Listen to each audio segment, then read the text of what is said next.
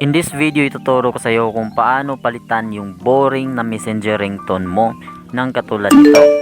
자기야, 문자 왔어.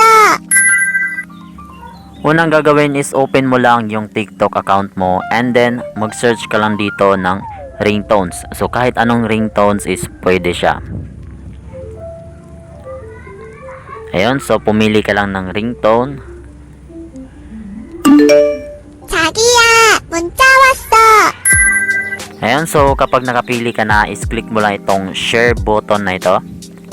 And then click mo lang yung copy link. Ayan, so nakopy na natin yung link. And then punta lang tayo sa Google Chrome. And then dito is search lang natin dito yung TikTokyo or TikTok downloader.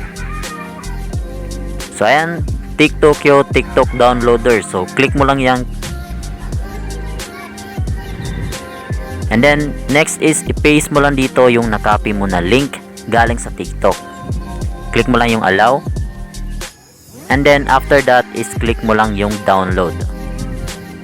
So after mo maklik yung download is kailangan mo pa siyang scroll down at hanapin mo dito yung download MP3.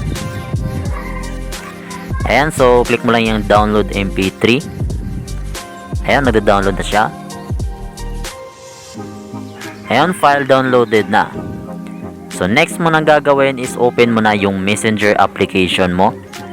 And then click mo lang yung tatlong horizontal lines sa itaas. And then click mo lang itong settings.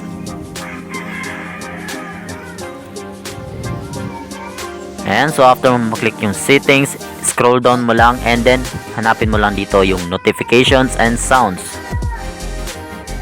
Ayan, after that is scroll down mo ulit.